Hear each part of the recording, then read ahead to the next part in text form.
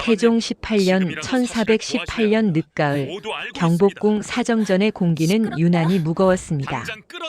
태종 이방원은 왕좌에 앉아 신료들의 상소문을 내려다보고 있었습니다. 상소문의 내용은 한결같았습니다. 외척 민씨 가문의 세력이 지나치게 비대해졌으니 왕권의 안정을 위해 후궁 제도를 정비하고 새로운 후궁을 간택해야 한다는 것이었습니다. 태종은 이미 마음을 굳힌 상태였습니다.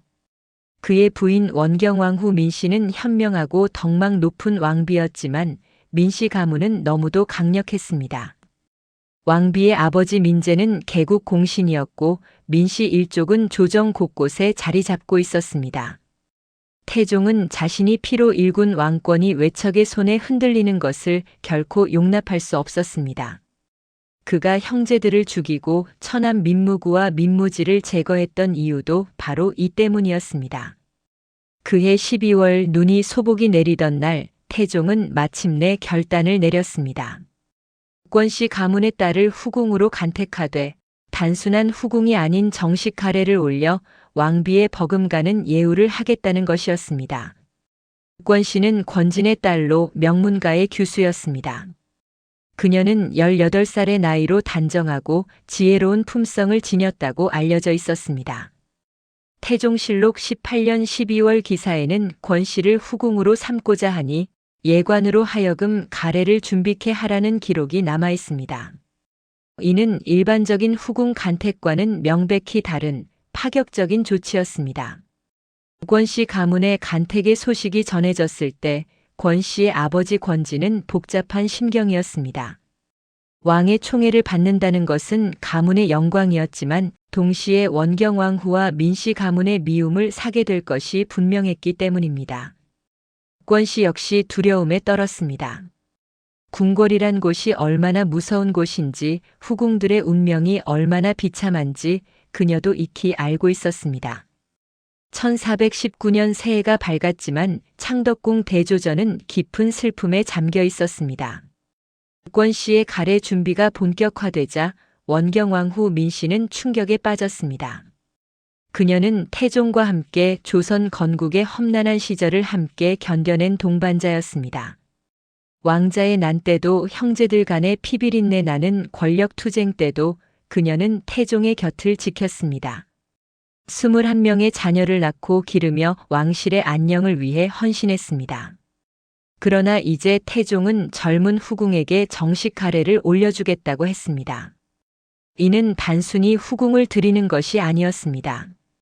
왕비의 지위를 위협하고 그녀가 평생 지켜온 왕비로서의 존엄을 무너뜨리는 일이었습니다.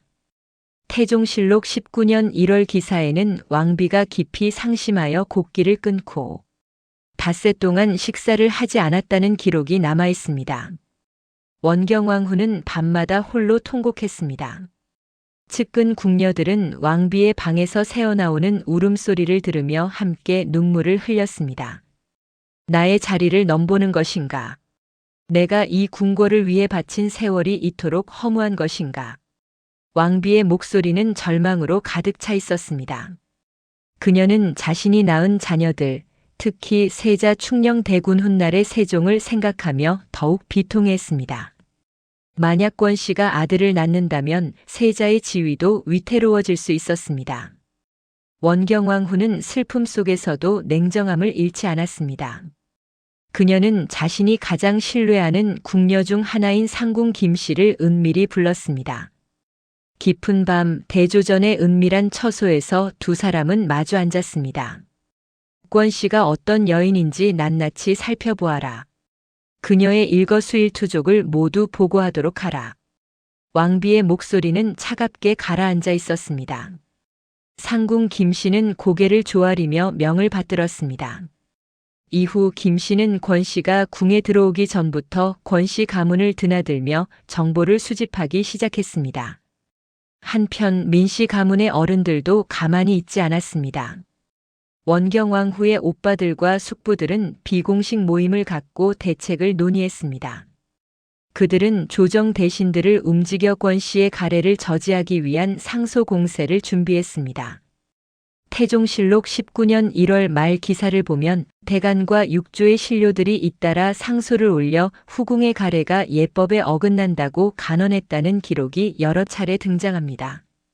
압력은 날로 거세졌습니다. 왕비는 여전히 식음을 전폐했고 민씨 가문의 어른들은 태종을 찾아와 무릎을 꿇고 호소했습니다. 대신들의 반대 상소는 끊이지 않았습니다. 사간원과 사원부는 매일같이 상소를 올렸습니다. 태종은 분노했습니다. 자신의 결정에 이토록 강하게 저항하는 것은 왕권에 대한 도전이었습니다.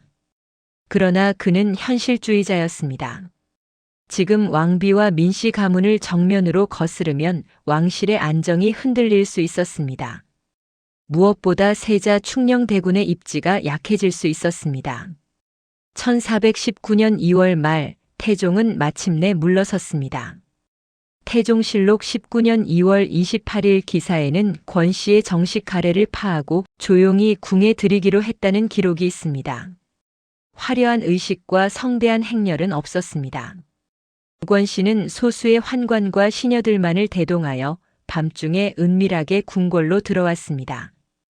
권씨가 궁에 들어온 날은 달빛조차 희미한 밤이었습니다. 그녀는 간소한 가마에 몸을 싣고 궁궐의 작은 문을 통해 들어왔습니다. 본래 후궁들이 머무는 전각이 아닌 별궁의 한 처소가 그녀에게 주어졌습니다. 태종은 그녀를 정의공주로 봉했습니다. 하지만 이는 승리가 아니라 불길함의 시작이었습니다. 궁녀들 사이에서는 벌써부터 소문이 돌기 시작했습니다. 정식 가례도 올리지 못한 후궁이라더라. 왕비마마께서 얼마나 노하셨는지 아직도 식사를 거르신다더라. 저 여인 때문에 궁궐이 발칵 뒤집혔다네. 권씨는 자신의 처소에서 이 모든 소문을 듣고 있었습니다. 그녀의 방에는 원경왕후가 보낸 상궁 김씨가 배치되어 있었습니다. 명목상으로는 권씨를 시중드는 궁녀였지만 실제로는 감시자였습니다. 권씨는 밤마다 잠을 이루지 못했습니다. 그녀는 창문 너머로 달을 바라보며 고향의 부모님을 떠올렸습니다. 화려한 궁궐이 아니라 따뜻했던 친정의 작은 사랑방이 그리웠습니다. 그러나 이미 궁에 들어온 이상 돌아갈 길은 없었습니다. 그럼에도 태종은 권씨를 깊이 아꼈습니다. 그는 정무를 마친 후면 권씨의 처소를 찾았습니다. 권씨의 단정한 품성과 지혜로운 말씨는 태종의 마음을 사로잡았습니다. 그녀는 태종에게 정치적 야심을 드러내지 않았고 다만 조용히 그의 이야기를 들어주었습니다. 태종은 권씨와 이야기를 나누며 마음의 평안을 얻었습니다. 왕으로서의 고독, 형제를 죽여야 했던 죄책감, 외척을 견제해야 하는 부담. 이 모든 것을 그는 권씨에게 털어놓았습니다. 권씨는 태종의 손을 잡고 조용히 위로했습니다. 전하께서는 이 나라를 위해 최선을 다하셨습니다. 그 누가 전하를 탓할 수 있겠습니까? 그러나 이러한 총애는 권씨에게 더 큰 위험을 가져왔습니다. 원경왕후의 질투는 날로 심해졌고 민씨 가문의 감시는 더욱 삼엄해졌습니다. 상궁 김씨는 권씨와 태종의 모든 대화를 빠짐없이 왕비에게 보고했습니다.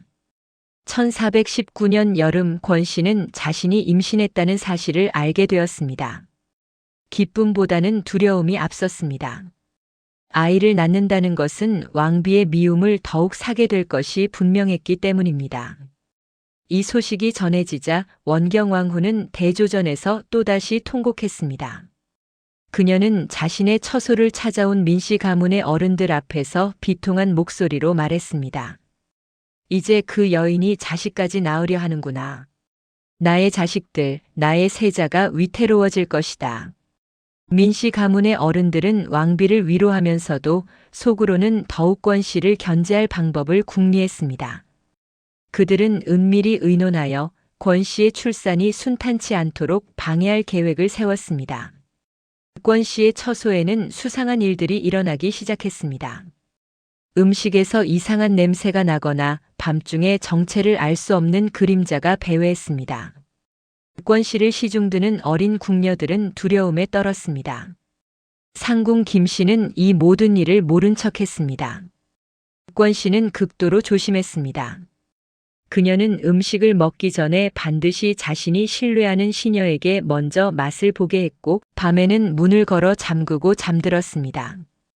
태종이 찾아올 때를 제외하고는 아무도 방에 들이지 않았습니다. 권 씨는 자신이 매우 위태로운 위치에 있다는 것을 잘 알고 있었습니다. 한편으로는 태종의 총애라는 강력한 방패가 있었지만 다른 한편으로는 원경왕후의 질투라는 날카로운 칼날이 언제든지 자신을 찌를 수 있었습니다. 그녀는 밤마다 기도했습니다. 불교 신자였던 권 씨는 작은 불상 앞에 촛불을 켜고 자신과 태중의 아이가 무사하기를 빌었습니다. 그녀는 관음보살에게 간절히 기도했습니다. 부디 이 아이를 지켜주소서. 이 험한 궁궐에서 이 아이가 무사히 태어나고 자랄 수 있게 해주소서. 권 씨의 눈에서는 눈물이 흘러내렸습니다. 그녀는 자신이 왜 이 궁궐에 와야 했는지, 왜 이토록 고통스러운 운명을 감당해야 하는지 알 수 없었습니다. 하지만 이미 흐른 물은 되돌릴 수 없었습니다. 그녀는 이 운명을 받아들이고 살아남아야 했습니다. 1419년 가을이 깊어갔습니다. 권 씨의 출산이 임박했고 궁궐의 긴장은 극에 달했습니다. 태종은 어이들을 불러 권 씨의 건강을 세심히 살피게 했고 그녀의 처소 경비를 강화했습니다. 그는 어떤 불상사도 일어나서는 안 된다고 엄명을 내렸습니다.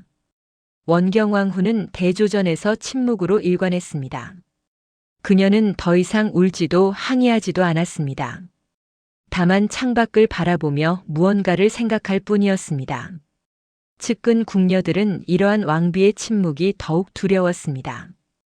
권 씨는 자신의 배를 쓰다듬으며 조용히 중얼거렸습니다. 아가야, 곧 만나게 될 거란다. 어머니가 꼭 너를 지켜줄게. 그녀의 눈빛에는 모성애와 함께 단호함이 서려 있었습니다. 이 궁궐이 아무리 비정하고 잔혹하더라도 그녀는 자신의 아이만큼은 반드시 지켜내리라 다짐했습니다. 정의궁주 권 씨의 파란만장한 운명은 이렇게 시작되었습니다.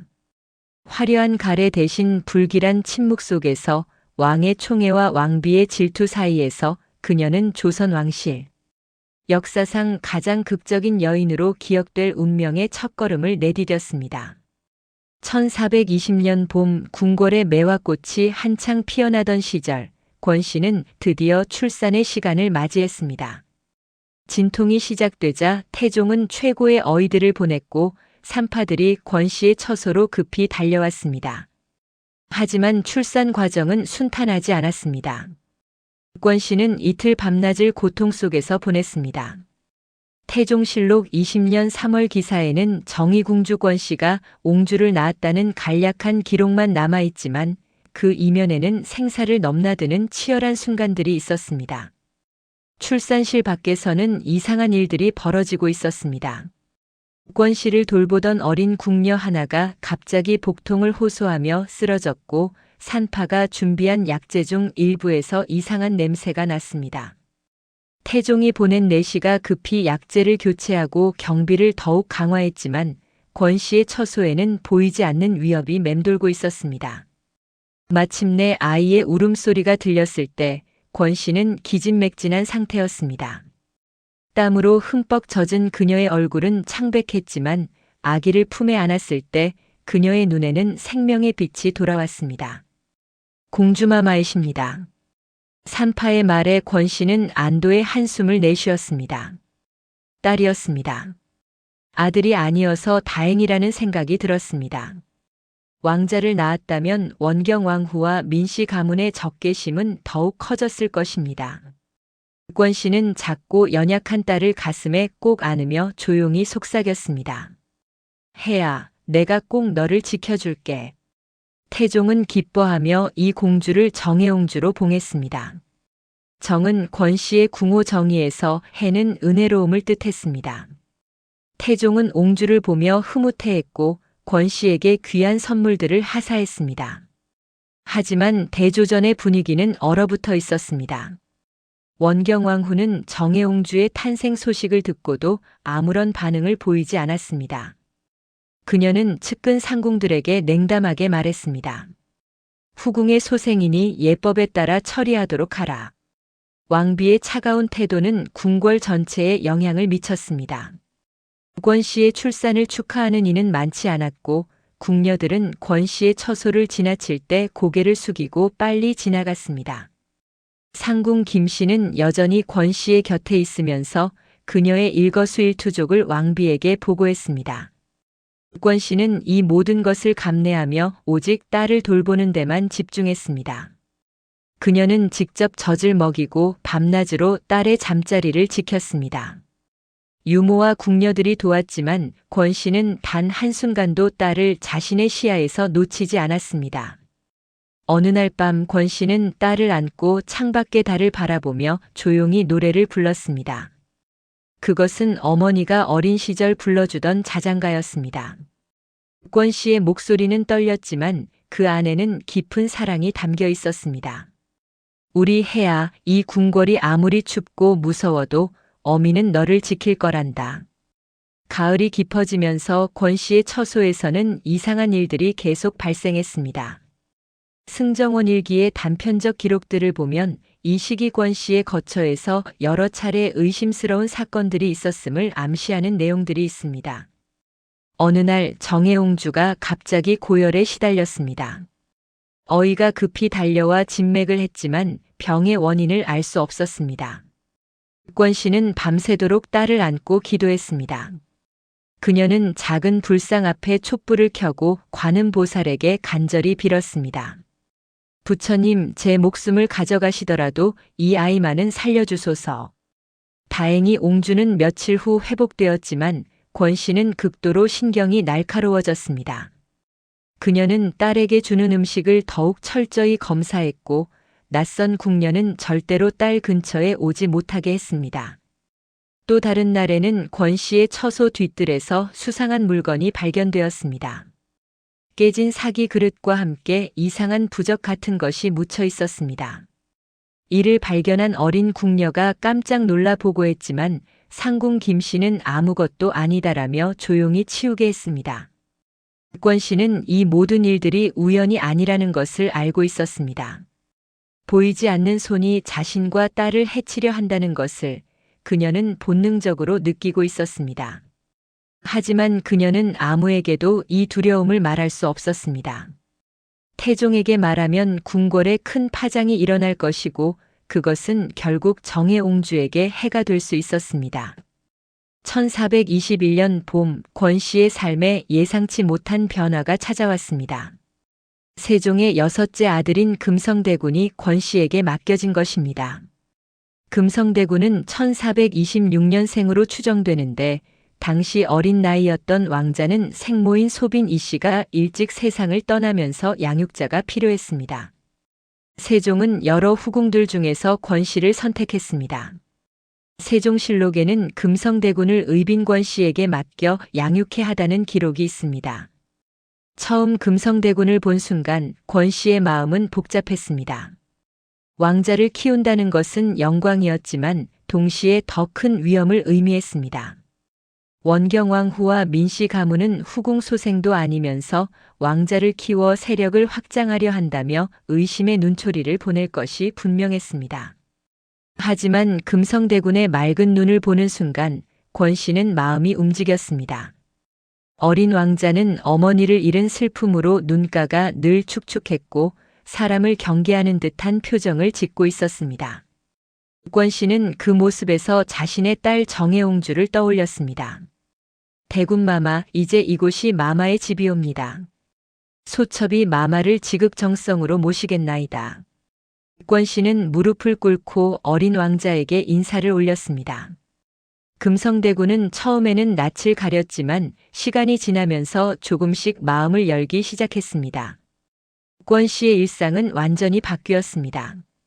아침에 눈을 뜨면 정해옹주를 돌보고 금성대군의 식사를 챙겼습니다. 왕자의 교육도 권 씨의 몫이었습니다. 비록 정식 스승들이 학문을 가르쳤지만 일상의 예절과 품성은 권 씨가 직접 가르쳤습니다. 금성대군은 점점 권 씨를 따르기 시작했습니다. 밤에 악몽을 꾸면 권 씨를 찾았고 권 씨의 품에 안겨서야 잠들곤 했습니다. 권 씨는 왕자를 친아들처럼 보살폈습니다. 그녀는 밤늦게까지 왕자의 옷을 손수 기워주고 왕자가 좋아하는 음식을 내시들에게 일일이 지시하여 준비하게 했습니다. 정혜옹주와 금성대군은 남매처럼 자랐습니다. 두 아이는 함께 뛰어놀았고 권 씨는 그 모습을 바라보며 잠시나마 평화를 느꼈습니다. 세종실록 3년 기사에는 금성대군이 의빈권 씨의 처소에서 잘 자라고 있다는 기록이 있습니다. 어느 봄날 권 씨는 두 아이를 데리고 작은 후원을 산책했습니다. 복숭아꽃이 흐드러지게 피어 있었고 나비들이 날아다녔습니다. 금성대군은 나비를 쫓아 뛰어다녔고 권 씨는 정혜옹주를 안고 그 모습을 바라보았습니다. 어미, 저것 좀 보세요. 나비가 이렇게 크답니다. 금성대군이 환하게 웃으며 소리쳤습니다. 권 씨는 그 순간 궁궐의 비정함을 잠시 잊을 수 있었습니다. 두 아이의 웃음소리가 이 차가운 궁궐에 작은 봄을 가져다 주는 것 같았습니다. 하지만 이러한 평화는 오래가지 못했습니다. 원경왕후와 그녀의 측근들은 권 씨가 금성대군을 양육하는 것을 곱지 않은 시선으로 바라보았습니다. 민씨 가문의 어른들이 다시 모여 은밀한 회의를 가졌습니다. 저 여인이 왕자를 키워 세력을 키우려 한다. 왕비마마의 지위가 더욱 위태로워질 것이다.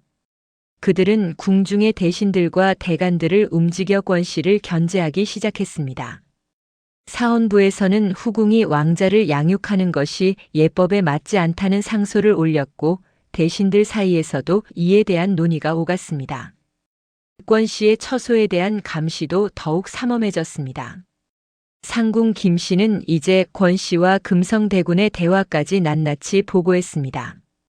권 씨가 왕자에게 무엇을 가르치는지, 어떤 음식을 주는지, 하루에 몇 번 만나는지 모든 것이 원경왕후의 귀에 들어갔습니다.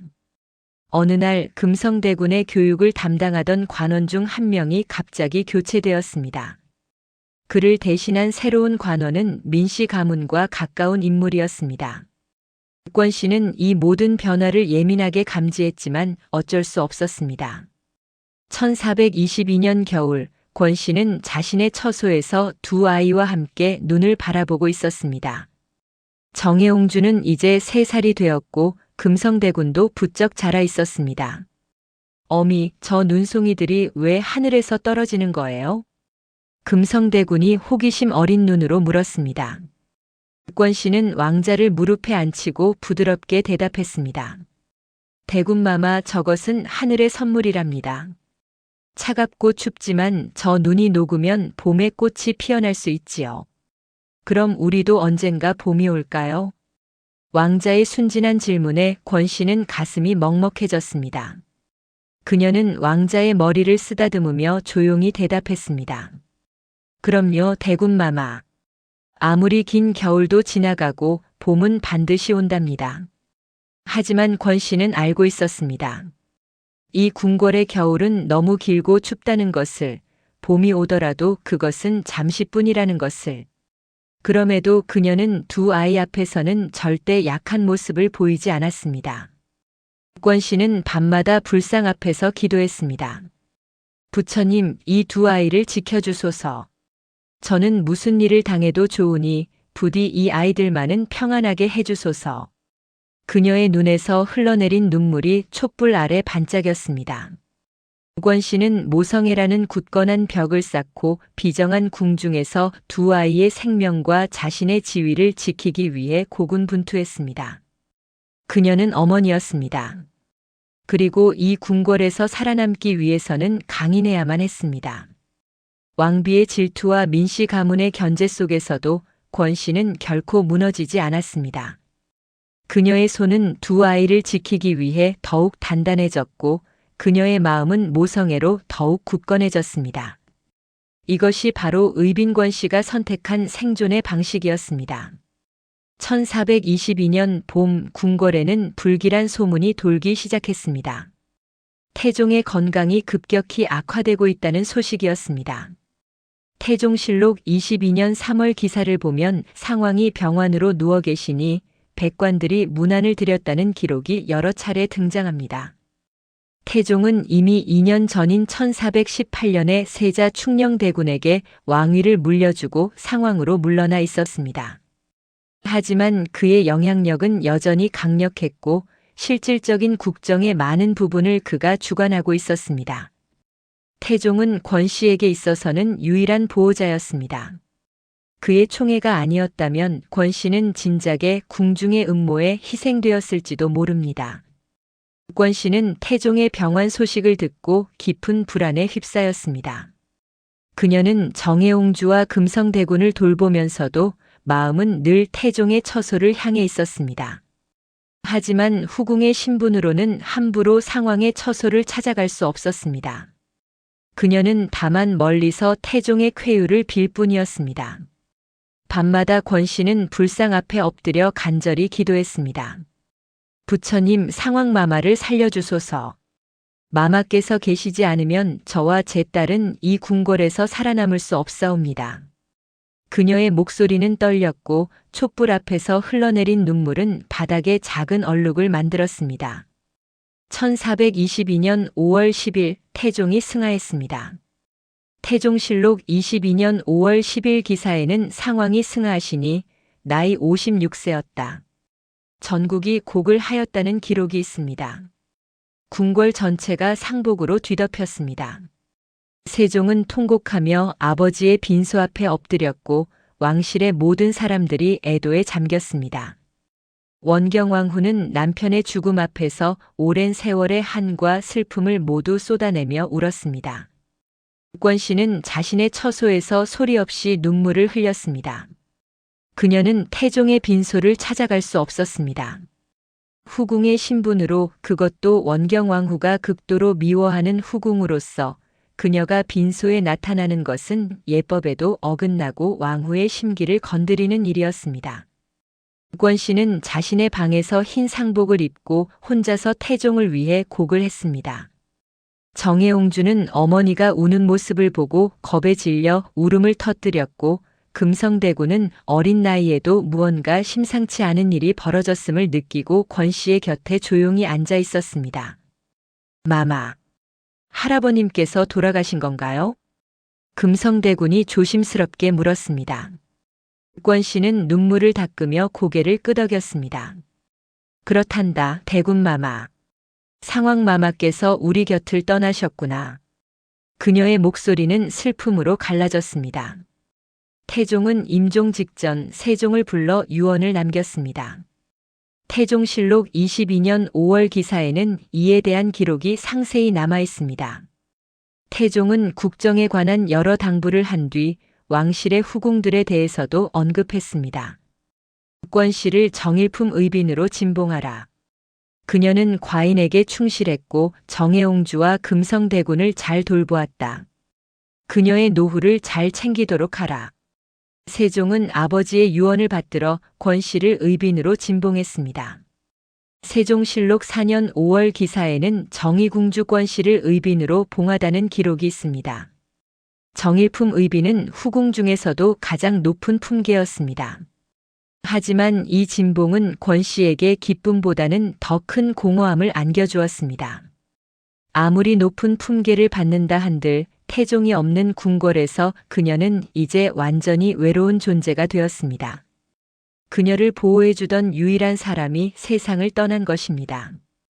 의빈으로 봉해진 후 권씨의 거처는 의빈궁으로 이름이 바뀌었습니다. 궁녀들의 수도 늘어났고 대우도 예전보다 나아졌습니다. 하지만 권씨는 이 모든 것이 공허하게 느껴졌습니다. 어느 날 밤 의빈궁의 처소에서 권씨는 달을 바라보며 태종을 떠올렸습니다. 마마, 마마께서 떠나신 이 궁궐에서 첩은 어찌 살아가야 하옵니까? 그녀의 목소리는 밤하늘로 흩어져 갔습니다. 시간은 흘러 정해옹주는 어느덧 혼인 정년기에 이르렀습니다. 세종은 태종의 유언을 받들어 정해옹주를 극진히 대했습니다. 세종실록에는 정해옹주가 박종우에게 출가했다는 기록이 있습니다. 박종우는 명문 밀양 박씨 가문의 자제로 학식과 품성이 뛰어난 인물이었습니다. 세종은 정해옹주의 혼인을 극진히 준비했고 상당한 혼수와 토지를 하사했습니다. 옥권씨는 딸의 혼인을 준비하며 복잡한 심정이었습니다. 딸이 출가한다는 것은 기쁜 일이었지만 동시에 자신의 곁을 떠난다는 슬픔이기도 했습니다. 혼인 전날 밤 권씨는 딸의 손을 꼭 잡고 오래도록 이야기를 나눴습니다. 해야 시댁에 가서도 조심하고 또 조심하거라. 내가 비록 옹주의 신분이지만 교만하지 말고 시부모님을 잘 섬겨야 한다. 정해옹주는 어머니의 손을 잡고 눈물을 흘렸습니다. 어마마마, 저는 어마마마를 떠나고 싶지 않아요. 그래도 가야 한다, 해야. 그것이 여인의 운명이란다. 옥권씨는 딸을 꼭 안아주었습니다. 그녀는 딸의 머리를 쓰다듬으며 눈물을 참았습니다. 이 차가운 궁궐에서 함께 견뎌온 딸을 이제 보내야 한다는 것이 너무도 슬펐습니다. 정해옹주는 출가 후 박종우와 행복한 시간을 보냈습니다. 하지만 그 행복은 오래가지 못했습니다. 세종실록 6년 기사에는 정해옹주가 졸하다는 간략한 기록이 있습니다. 혼인한 지 약 5년 만의 일이었습니다. 1424년 늦가을 권씨에게 청천벽력 같은 소식이 전해졌습니다. 정해옹주가 급병으로 세상을 떠났다는 것이었습니다. 권씨는 그 자리에서 기절하듯 쓰러졌습니다. 안 돼. 안 돼. 내 딸이. 내 해아가. 권씨는 정신없이 궁궐을 뛰쳐나가 딸의 빈소가 마련된 박씨 댁으로 달려갔습니다.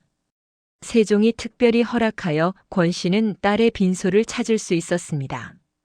빈소에 도착한 권씨는 딸의 관 앞에 무릎을 꿇고 통곡했습니다.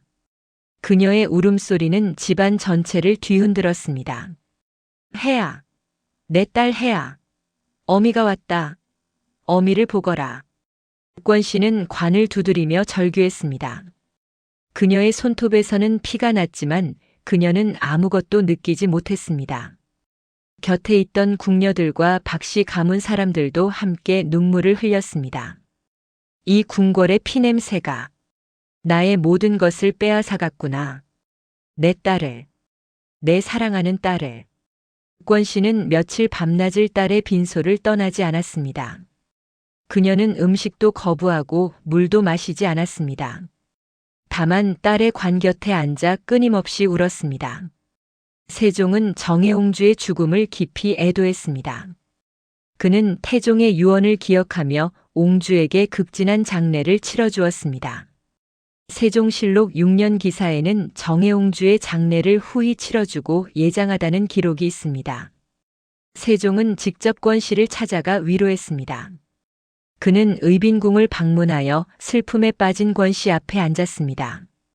의빈마마 과인도 조카를 잃은 슬픔이 크옵니다. 하오나 마마께서는 건강을 돌보셔야 하옵니다. 하지만 권씨는 대답하지 못했습니다. 그녀는 다만 눈물만 흘릴 뿐이었습니다. 세종은 오랫동안 침묵으로 그녀의 슬픔을 함께했습니다. 세종은 정해옹주를 위해 상당한 규모의 묘역을 조성하도록 명했고 부마 박종우에게도 위로금과 토지를 하사했습니다. 하지만 이 모든 것이 권씨의 상실감을 채울 수는 없었습니다. 장례가 끝난 후 권씨는 의빈궁으로 돌아왔습니다. 하지만 그녀는 이미 예전의 그녀가 아니었습니다. 생기를 잃은 그녀의 얼굴은 창백했고 눈빛은 공허했습니다. 금성대군이 권씨를 찾아왔습니다. 이제 16살이 된 왕자는 양어머니의 슬픔을 깊이 이해했습니다. 어마마마, 소자가 곁에 있사옵니다. 너무 슬퍼하지 마소서. 금성대군은 권씨의 손을 잡았습니다. 권씨는 왕자의 얼굴을 바라보며 눈물을 흘렸습니다. 대군마마, 내 딸이, 내 해아가 떠났단다. 어미가 지키지 못했구나. 어마마마. 그것은 어마마마의 잘못이 아니옵니다. 금성대군의 위로에도 권 씨의 슬픔은 가라앉지 않았습니다. 그녀는 밤마다 악몽에 시달렸습니다.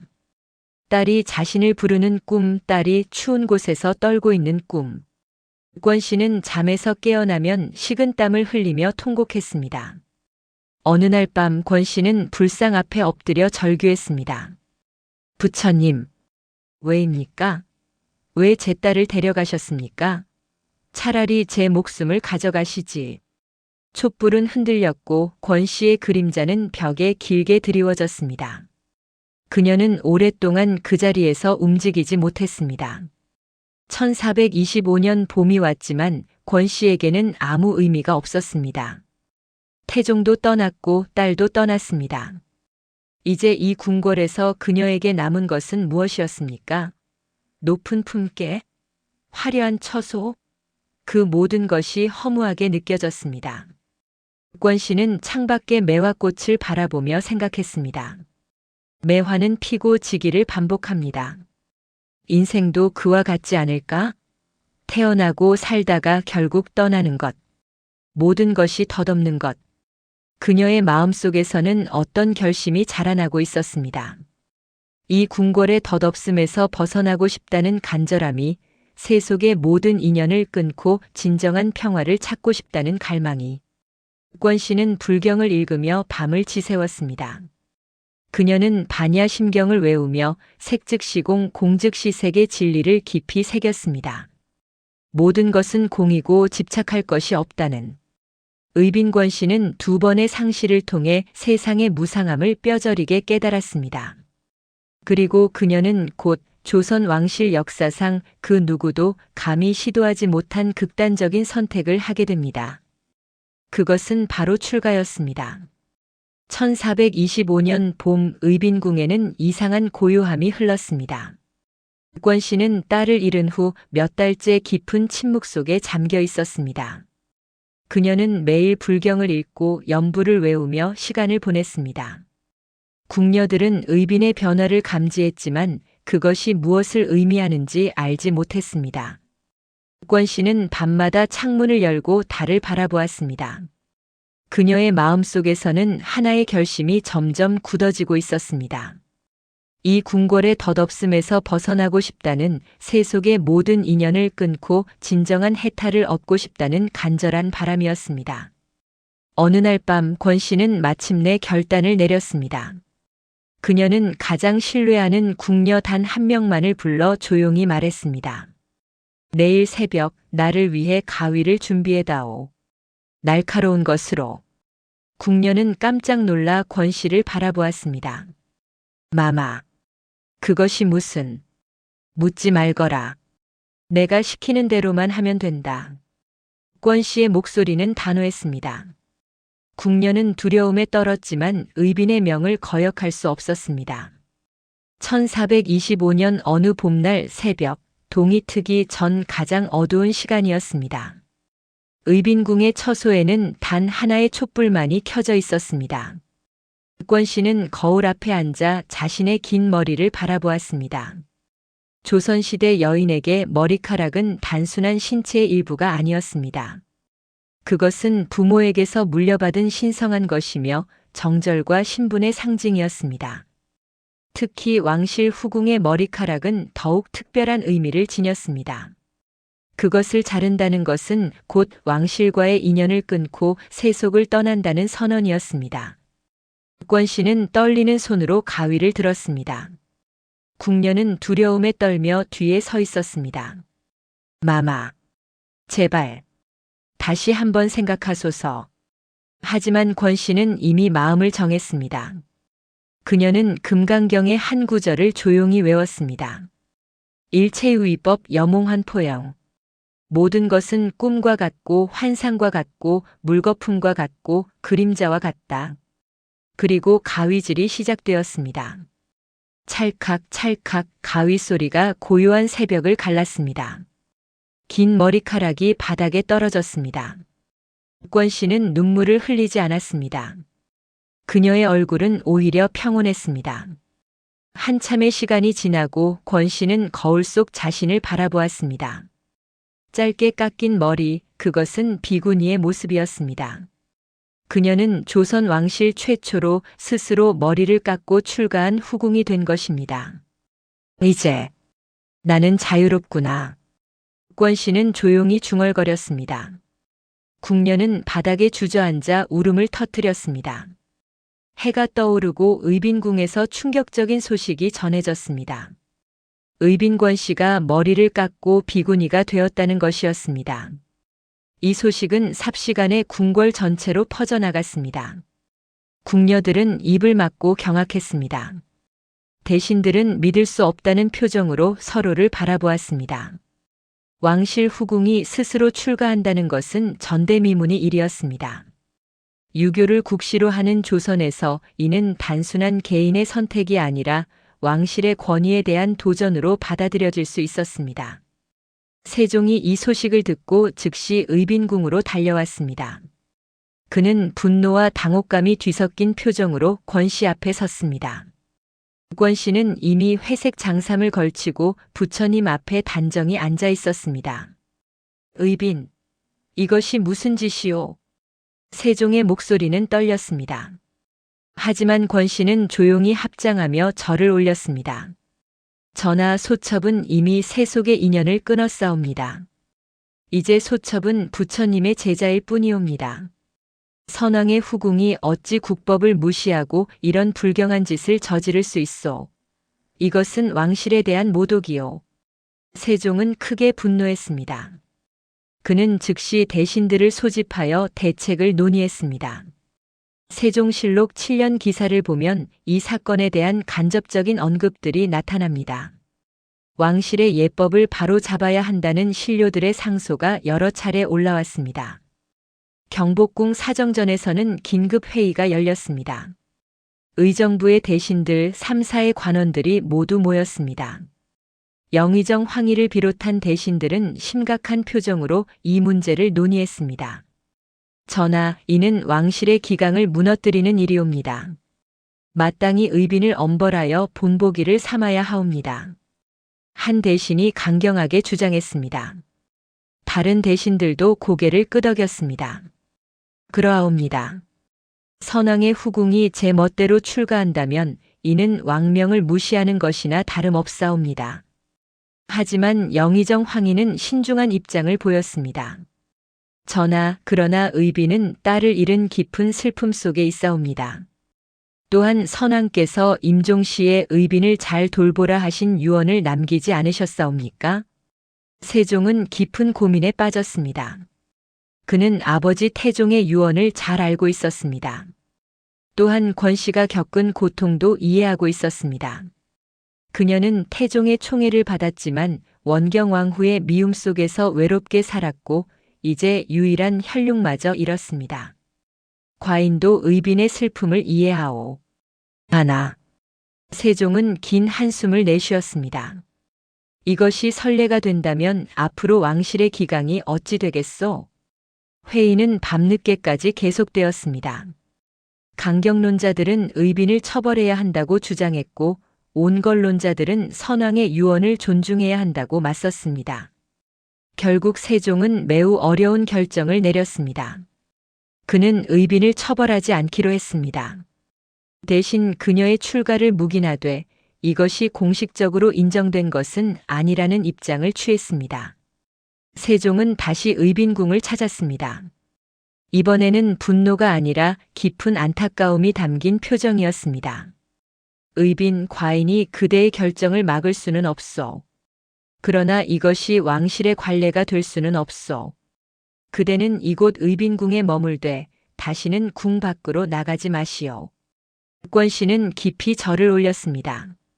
전하의 은혜에 감사드리옵니다. 소승은 이곳에서 선왕마마와 정혜옹주의 명복을 빌며 여생을 보내겠나이다. 세종은 오랫동안 권씨를 바라보았습니다. 짧게 깎인 머리, 소박한 장삼을 걸친 그녀의 모습은 더 이상 화려한 후궁이 아니었습니다. 그녀는 이미 다른 세계의 사람이 된 듯 했습니다. 그대의 뜻이 그러하다면 과인이 막을 수는 없소. 다만 후회하지 않기를 바라오. 세종은 이렇게 말하고 의빈궁을 떠났습니다. 권 씨가 출가한 후 의빈궁은 새로운 이름을 얻었습니다. 영수궁이라는 이름이었습니다. 편안할 영자와 목숨 수자를 써서 편안하게 오래 사는 궁이라는 뜻이었습니다. 이 이름에는 세종의 배려가 담겨 있었습니다. 비록 권 씨의 출가를 공식적으로 인정할 수는 없었지만 그녀가 남은 생을 편안히 보내기를 바라는 마음이었습니다. 영수궁은 이제 완전히 다른 공간이 되었습니다. 화려한 장식들은 모두 치워졌고 대신 불상과 경전, 향로가 자리를 잡았습니다. 권 씨는 매일 새벽 예불을 올리고 하루 종일 경전을 읽고 연부를 외웠습니다. 그녀가 주로 읽은 경전은 법화경과 금강경, 아미타경이었습니다. 특히 법화경의 관세음보살 보문품을 자주 외웠습니다. 그녀는 관음보살에게 딸 정혜옹주의 극락왕생을 간절히 기도했습니다. 관세음보살님, 제 딸 혜아가 극락정토에 왕생하여 더 이상 고통받지 않게 해주소서. 권 씨의 목소리는 영수궁의 고요한 공간에 울려 퍼졌습니다. 권 씨는 이제 완전히 비구니의 삶을 살았습니다. 그녀는 아침 일찍 일어나 세수하고 단정히 옷을 갈아입은 후 불전에 예불을 올렸습니다. 그리고 나서 아침 공양을 했는데 이는 매우 소박한 식사였습니다. 밥과 나물 그리고 된장국 정도였습니다. 공양 후에는 경전을 읽었습니다. 권 씨는 한문에 능통했고 불경의 깊은 뜻을 이해하려 노력했습니다. 때로는 궁궐에 거주하는 승려들을 불러 법문을 청하기도 했습니다. 오후에는 참선을 했습니다. 권 씨는 가부좌를 틀고 앉아 호흡을 고르며 마음을 비웠습니다. 처음에는 잡념이 많았지만 시간이 지나면서 점점 깊은 경지에 들어갈 수 있었습니다. 저녁에는 다시 예불을 올리고 하루를 마무리했습니다. 권 씨의 하루는 매우 단조로웠지만 그녀는 그 속에서 평화를 찾았습니다. 궁녀들은 처음에는 권 씨의 변화에 적응하기 어려워했습니다. 하지만 시간이 지나면서 그녀들도 권 씨의 평온함에 감화되었습니다. 어떤 궁녀들은 권 씨를 따라 연부를 외우기도 했습니다. 금성대군은 여전히 양어머니를 잊지 않았습니다. 그는 자주 영수궁을 찾아와 권 씨를 뵈었습니다. 이제 성인이 된 대군은 권 씨 앞에서 깊이 절을 올렸습니다. 어마마마 소자가 문안드리옵니다. 권 씨는 대군을 보며 부드럽게 미소 지었습니다. 대군마마 건강하시니 다행이옵니다. 어서 앉으시지요. 두 사람은 오랜 시간 이야기를 나눴습니다. 금성대군은 자신의 근황을 이야기했고 권 씨는 조용히 들어주었습니다. 그리고 때로는 삶의 지혜를 이야기해 주었습니다. 대군마마, 세상의 모든 것은 인연이옵니다. 집착하지 마시고 내려놓으시면 편안해지실 것이옵니다. 금성대군은 양어머니의 말씀을 깊이 새겼습니다. 그는 권 씨가 겪은 고통과 그녀가 선택한 길을 존중했습니다. 그리고 마음속으로 다짐했습니다. 언젠가 양어머니를 위해 무언가를 해드려야겠다고.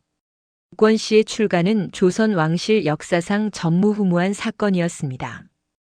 유교 이념이 지배하는 사회에서 왕실 후궁이 스스로 출가하여 비구니가 된다는 것은 상상할 수 없는 일이었습니다.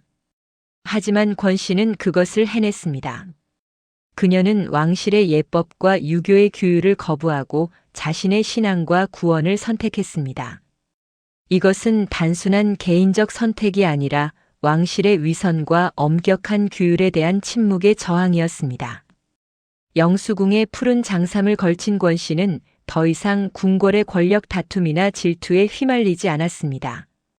그녀는 경전과 연불 속에서 진정한 평화를 찾았습니다. 그리고 죽은 딸과 태종을 위해 매일 기도했습니다. 의빈권 씨는 조선 왕실 최초의 자발적 출가자로서 역사에 독특한 발자취를 남겼습니다. 그녀의 선택은 용기였고 저항이었으며 동시에 구원을 향한 간절한 몸부림이었습니다. 1430년대 영수궁은 궁궐 안에 작은 정토가 되어 있었습니다. 권 씨는 매일 같은 일과를 반복하며 평온한 나날을 보냈습니다. 새벽 예불, 경전 독송, 참선, 저녁 예불.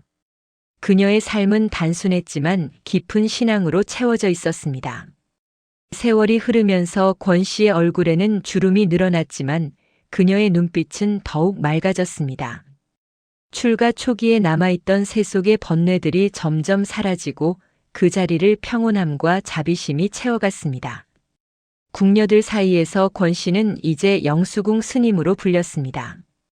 비록 정식으로 계를 받은 비구니는 아니었지만 그녀의 수행과 불심은 누구보다 깊었습니다.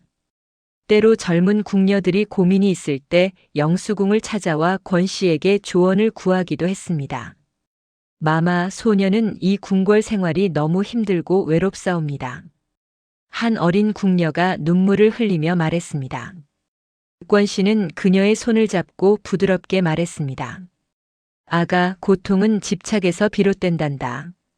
집착을 내려놓으면 마음이 편안해진단다. 금강경에 이르시기를 응무소주의 생기심 머무는 바 없이 그 마음을 낼지니라 하셨느니라. 궁녀는 완전히 이해하지는 못했지만 권 씨의 따뜻한 목소리에 위로를 받았습니다. 금성대군은 양어머니에 대한 효심을 평생 잊지 않았습니다. 그는 자주 영수궁을 찾아 권 씨를 배웠고 필요한 것이 없는지 살폈습니다. 권 씨가 좋아하는 경전이 있으면 구해다 드렸고 향과 초를 정성껏 준비해 올렸습니다. 세종실록과 문종실록을 보면 금성대군이 불사에 적극적으로 참여했다는 기록들이 나타납니다. 그는 사찰 중건과 불경 간행 등에 관심을 가졌는데 이는 양어머니 권 씨의 영향이 컸을 것으로 추정됩니다. 어느 날 금성대군이 영수궁을 찾아왔을 때 권 씨는 그에게 특별한 부탁을 했습니다. 대군마마 소승에게는 한 가지 소원이 있사옵니다. 어마마마 무엇이든 말씀하소서. 소자가 할 수 있는 일이라면 반드시 이루어드리겠나이다. 권 씨는 잠시 침묵하다가 조용히 말을 이었습니다. 소승의 딸 정혜옹주의 명복을 빌 수 있는 사리탑을 세우고 싶사옵니다. 그리고 선왕마마의 은혜도 함께 기릴 수 있다면 소승의 소원이 이루어지는 것이옵니다. 금성대군은 양어머니의 손을 꼭 잡았습니다. 어마마마 반드시 그 소원을 이루어드리겠나이다. 1439년 세종 21년 금성대군에게 중요한 임무가 주어졌습니다. 남양주에 위치한 수종사의 중건을 돕는 일이었습니다. 수종사는 고려시대부터 유서 깊은 사찰이었으나 오랜 세월 동안 퇴락하여 중건이 필요한 상태였습니다.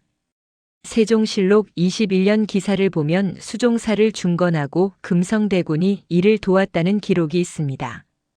세종은 비록 유교를 숭상했지만 불교를 완전히 배척하지는 않았고 특히 국가의 안녕을 비는 기도처로서 일부 사찰을 보호했습니다. 금성대군은 이 기회를 놓치지 않았습니다.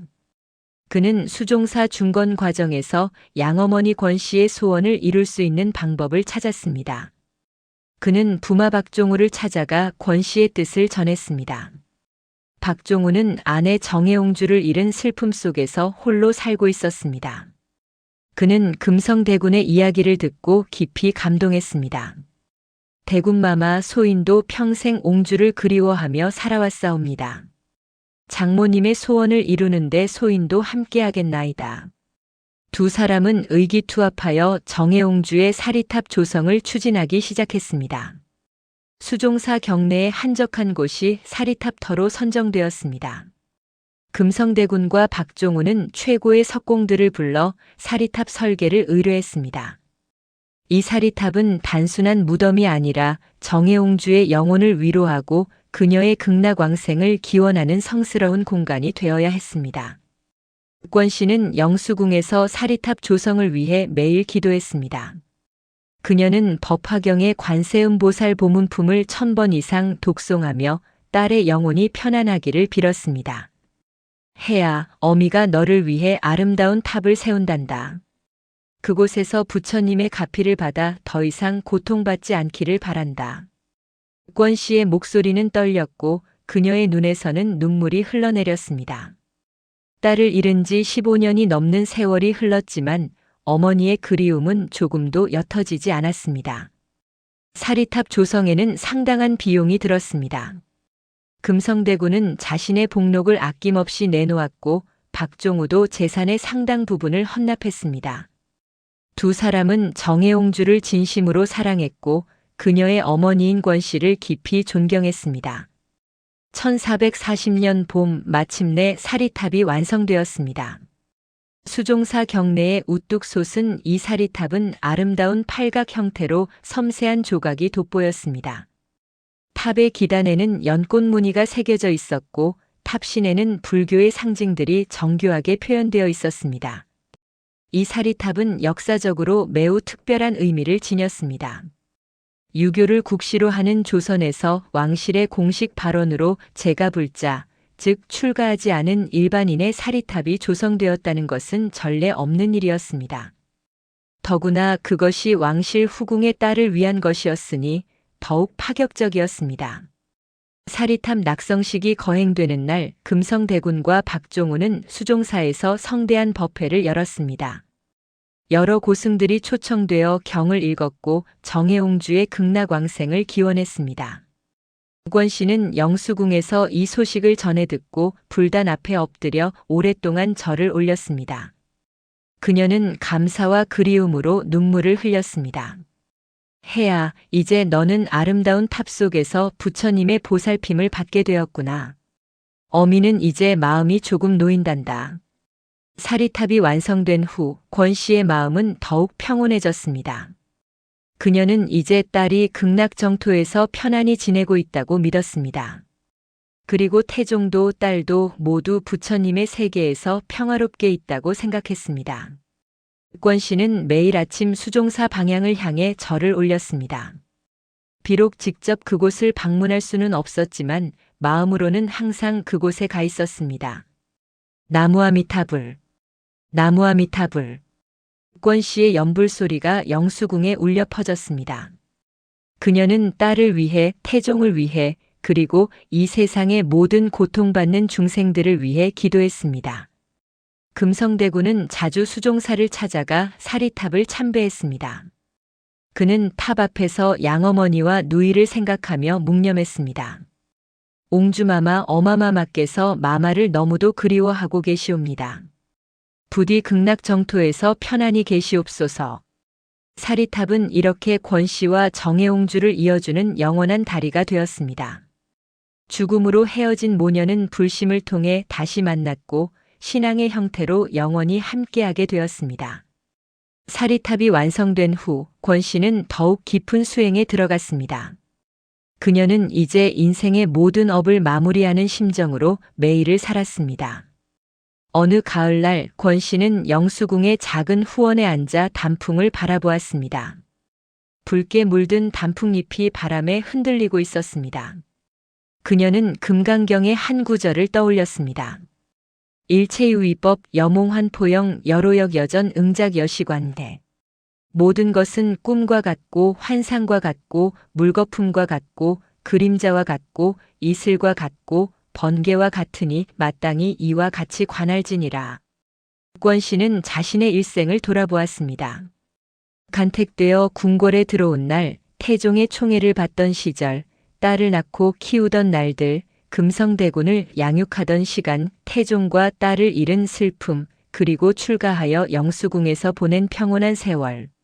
모든 것이 마치 꿈처럼 느껴졌습니다. 기쁨도 슬픔도 고통도 평화도 모두 덧없이 흘러가는 것이었습니다. 이제 나는 모든 것을 내려놓았구나. 권씨는 조용히 미소 지었습니다. 그녀의 얼굴은 평온했고 그녀의 마음은 고요했습니다. 의빈권 씨의 정확한 존려는 기록에 명확히 남아있지 않습니다. 다만 그녀는 1440년대 후반까지 생존했을 것으로 추정됩니다.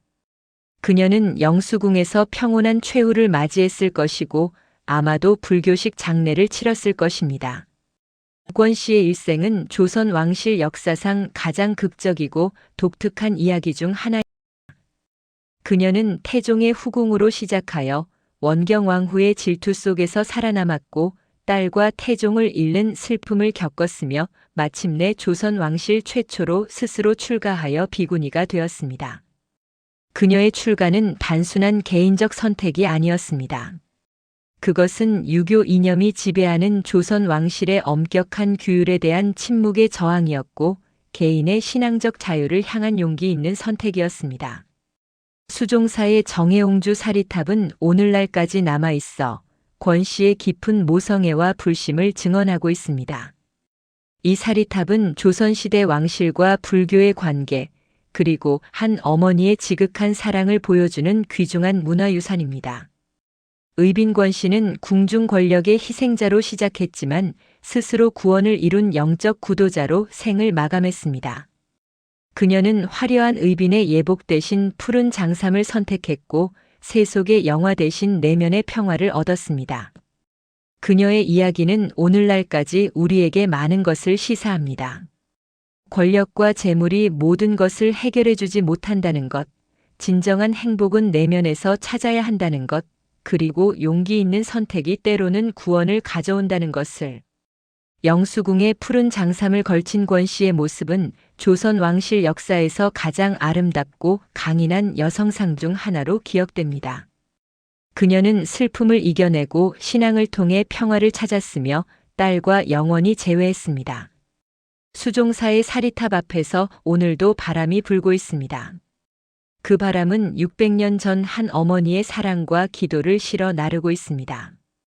그리고 우리는 그 이야기를 통해 사랑과 신앙의 힘이 얼마나 위대한지를 깨닫게 됩니다.